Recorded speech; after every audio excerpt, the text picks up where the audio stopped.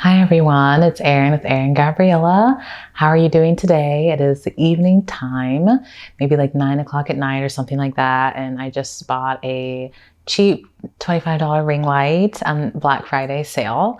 So hopefully the lighting is like somewhat decent when I do my evening recordings. I also have my little doggy with me. Say hi, Bees. Look at him. Say hi, Bees. So BB is dressed for Christmas. You can see he has this little nutcracker sweater, and he is a rescue dog. He is like 16 years old, so he has cataracts, but he's very cute and he likes to cuddle, and he's going to join us today for my video. So in this video, I want to talk to you guys about like what you can expect. And this is aimed at anybody who's kind of just starting to build a detailed communion with their highest self. The highest self being like the most advanced aspect of you that exists currently anywhere in the universe. So it's the aspect of you that, is the most psychically advanced. And by consequence of that, extremely high vibrational and the most loving and compassionate, a pure representation of the God source or the God spark. So what I've been doing since I have quit my job and have been working with these higher dimensional, fifth dimensional, frequencies. I'm trying to ground and stabilize in those energies. I just spend all day doing that. The last couple of days I have been like asleep. I've been like sleeping 12 hours. But when you dream, you're not just dreaming. Like some of us are jumping timelines, jumping consciousness. Some of us, like me, are doing very intense healing, releasing, and intense light work on the astral realms as well. So for me, like those 12 hours were really just like 12 hours of work. So sometimes I would wake up a bit tired, stuff like that. And then as soon as I wake up, I, take my little doggy out, and then I go into meditation. And I meditate, and then I start working with my oracle cards. And that has been the better part of the last a few days, especially, but kind of just a theme going into the rest of December. Because now the month of December is absolutely the prep time for 2021. 2021 is going to be a major year. I think that some people are holding out hope that 2020 will be a little bit more relaxed, or 2021 will be a little bit more relaxed than 2020. And I don't think so. I think that the twists and turns and surprises of this real world sitcom is going to continue to shock and surprise and delight well into 2021. And 2020 is just giving everyone the energetics necessary to repair and restore and just kind of build up our strength and our reserves for 2021, because I predict that 2021 is going to be very action oriented. The big thing that I hope that all of you are either continuing to work on or begin working on is to develop a high sense of communion with your highest self. So I want to share with you just a knowing that I've come to discover in these last few weeks that I want to share with you that can kind of help set clear expectations around what you can expect when working with your highest self and your angel guides. And just to ensure that you maybe don't fall into any issues of miscommunication or misinterpretations, because a lot of times what ends up happening, especially early on in our connection with our highest self, is that our highest self will send us messages, and then we humans with our human brains will attempt to distort, not on purpose. Like we want to receive a clear message, but sometimes we don't really understand what they're trying to say. We don't understand, like we may get a very clear message, but we're not sure exactly what it's in reference to. And sometimes they're trying to give us a message that we don't like, so we don't really receive it because we don't want to. And one revelation that came to me is that communing with your highest self and your guides, especially when you're first starting out, can be very similar to trying to communicate at maybe a normal job. Like, for example, I worked as an IT business analyst for a couple of years at my old job. What I did there was, it was my job to help the coders. Like, I worked in IT, and it was my job to help the people who were doing the coding to understand exactly what our business clients needed from the IT software. Like, for example, I'll give you an example. Like, if we were creating a website, for example, and I was the person who had to tell the developers, like, hey, the website needs a homepage. The homepage needs to have, a home tab, an about us tab, a contact us tab, and, another type of tab. And then it needs to have a photo, stuff like that. Like, just very like, this is what we want. This is how we want it. So I would kind of be the middleman between, the business client and the person creating the software, or, coding, doing the coding, to make sure that everyone was happy. And one thing that I figured out very early on in my work is that you can have a picture in your head about how you want things, or how you think things, should be, and you feel like you've communicated that explicitly well. Like, you wrote it down with as much detail as you could. You give it to the developer knows exactly what you're talking about, and then they go off and work on it, and it comes back, and it's nothing like anybody wanted. And it takes time, and it takes trial and error to get to a point with your coworkers where, you can kind of anticipate where there might be miscommunications and fill in those gaps, so that, with every project, there's fewer and fewer instances where, the final product comes back and it's nothing like we want. So I say all that to say that when you're first starting out connecting with your highest self and with your guides, you could have a very similar experience to the experience I had early on in my work. Your highest self could be trying to deliver a message to you, and they're pretty sure that they've delivered it, or they've communicated it clearly, but then it kind of comes down and in your mind, and it could you compute it, and you end up coming up with a completely different interpretation than what your highest self intended for you.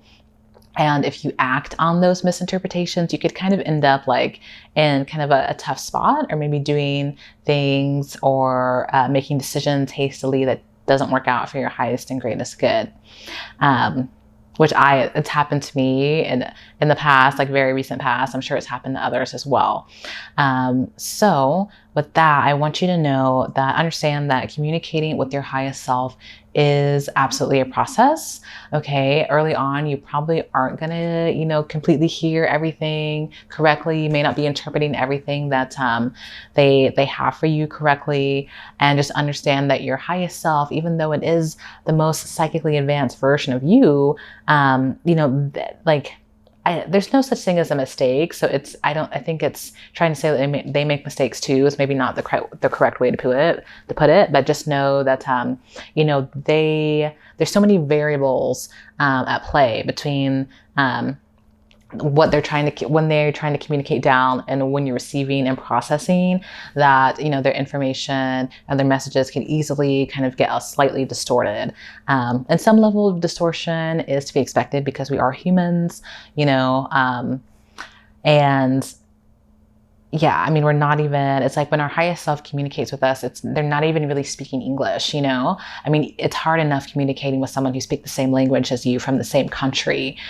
Think of it as like eons or whatever, or like dimensions in the future, trying to communicate through energy only, it can just take some time to get used to. So my message to you is to absolutely keep with it.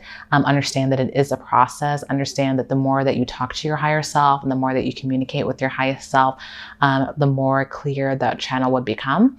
But it does take a concerted effort on your part, and it does take a willingness to kind of like receive the messages that you don't want to receive, look at the things that you don't want to look at.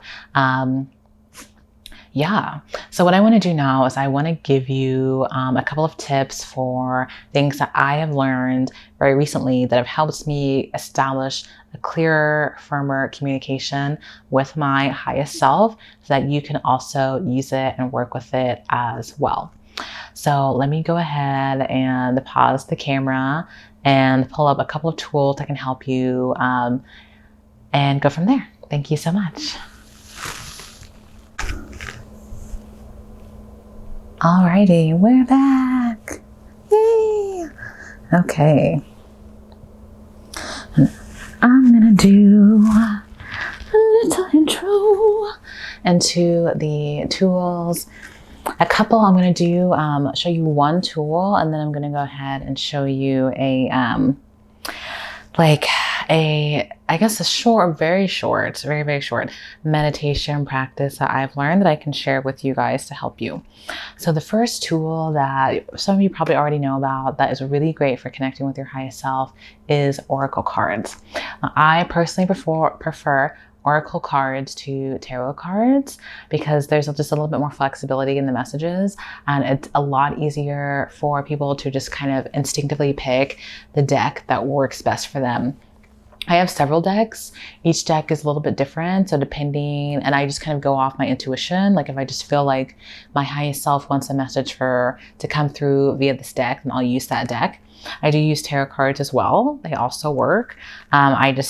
In doing both tarot cards and oracle decks, I personally prefer oracle decks for getting individualized personal readings. Sometimes when it comes to psychic predictions, like when I ask like which timeline, what are the energies surrounding this timeline, or kind of do more future predictions, sometimes tarot cards can be a lot better. But just for getting messages, like good messages about how you can improve yourself, I find that the oracle cards are a little bit better. And my favorite, I have so many, like I love Colette Baron Reid, but I just got this oracle deck from Kyle Gray that I feel like is the easiest deck that I've personally ever used to be able to talk directly to my highest self and my personal angels. This is what it looks like if you're interested.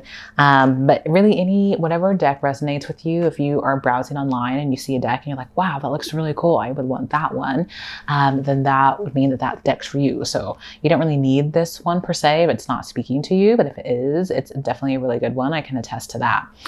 So I am gonna kind of show you a brief example of how I would go through communing with my highest self. So I start usually kind of doing just a short meditation of stillness. I say, this card, these cards, this deck is only of the purest love and light. I call on my highest self, my guardian angels, my angelic team, and any other divine, loving expression of source that is service to others to speak to me now through these cards. And then I purify the deck. You can do that with sage, you can do that with blessing oil, you can do that with a blessing. I like to do blessings, and you can literally, whatever comes to mind is what's best for you. So you could say something like, Oracle deck, tried and true, let your message come through loud and clear, negate and remove all distortion so that only love remains. Ensure a pure, clean, angelic connection for the good of my highest and greatest good. Thank you. Or something like that. I just made that up. I have other blessings that I like to do, but I just did like one that I have never done before on the fly to communicate that it's really easy to make up a blessing. And what I'm going to do now is I'm going to just ask my highest self. I'm going to take some time and I'm going to feel into the energy center of my heart space. So for me, when I feel my highest self the most intuitively, they come through as knowing. So if you ever had something that you freaking knew, you didn't need any evidence, you didn't need anybody to tell you that XYZ was true, like you knew it to the core of who you are, like that feeling is connection with your highest self. I feel it in my diaphragm, in my sternum area, right below kind of the boob line. It's like at the base of your diaphragm down here, but it can also be felt anywhere in your chest area. So what I'm going to do now is, if my dog will settle down just a little bit, I'm going to connect with the energy of my highest self. You just breathe and you allow the energies of love and compassion to just be here. You don't have to try to feel happy. You don't have to try to feel joyful. You just are happy and joyful. And if there's anything that you feel like is making that difficult, you simply exhale and that energy just whooshes out of your body and leaves space for light and love. Sometimes I like to imagine like a white pillar surrounding me, coming down all around me and just pushing out any kind of dark, sticky energies from my auric field and just allowing the energy of my highest self to come through. I can feel it in my diaphragm area especially. I can feel it coming down, my crown chakra, down my back. I feel it in my shoulders as well. And then once I'm kind of connected into that energy, in the place of stillness and calm, I ask, and I say, highest self, guardian angels, angelic team of light, what message do we need now? I am here, and I want to receive your guidance through these cards. Thank you. Okay, so now we're gonna just do a little shuffle. It doesn't matter how you shuffle. And then from there, I'm just gonna kind of be in a meditative state, just asking like, what do you want us to know? What do you want us to know? Any messages that are coming through. And then when I feel like there's a card, I'm gonna close my eyes. When I feel like there's a card that energetically feels right in my hand, I'm gonna pull it out. And then we'll see what's on that card.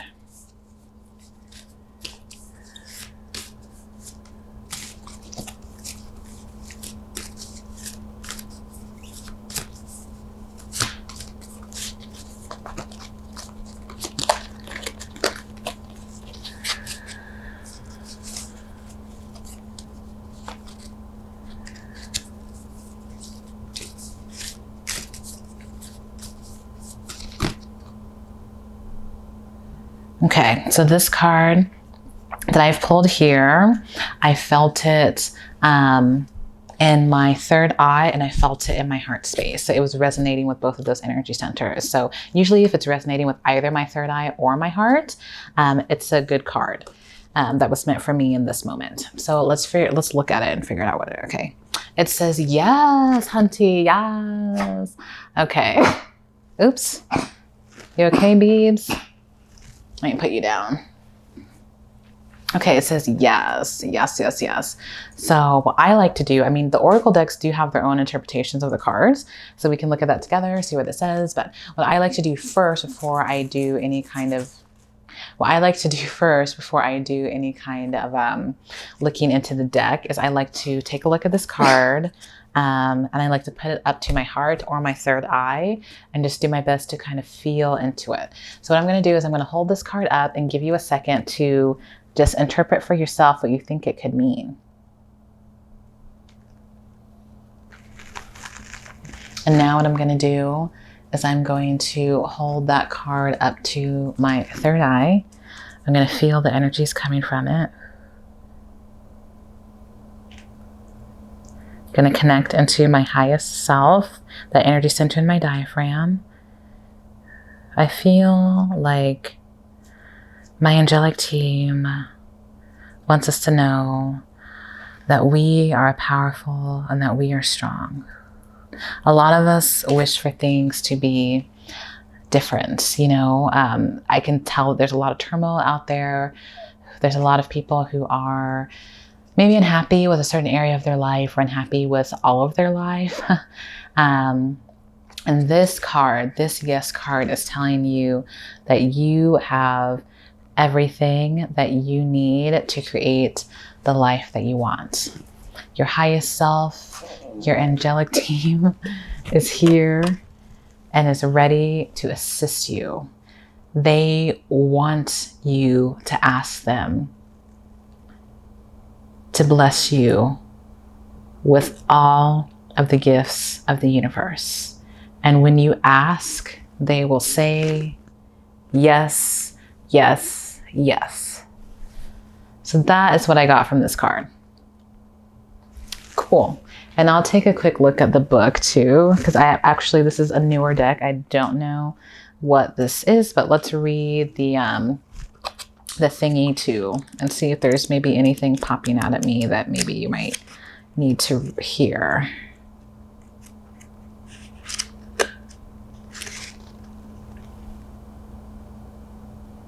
So it says, the answer is yes. Proceed, go forth, achieve, enjoy, don't hold back. The time is now. Rise up, fly high, light up, express yourself, experience, and share. Okay. And it says, if you're contemplating a decision, the answer is yes. So if you're thinking like, do I want to start that project? Do I want to start that, do I want to keep my job? Should I ask that person out or whatever? Maybe not that one. But the answer is absolutely yes. Go for your dreams. That's what I got from that. So hopefully that was helpful. So I kind of showed you a little bit about how I've been connecting with my highest self, kind of showed you a little bit about how you can work with oracle decks. And just, it's important to be in a meditative state and to make sure that you're feeling something before something positive and happy, or maybe even a peace or some sort of contentment, before you try to go into communing with the deck. And if you have some disruptions, like, my little puppy was here, needing to go to the bathroom. So, it's slightly distracting, but it's totally fine. You just kind of get back into it and go from there. So hopefully that was helpful. My name is Erin with Ariengabriella. Thank you so much for listening. Yes, very exciting news about my business launching soon, finally. And you guys have a great day. Love you. Bye.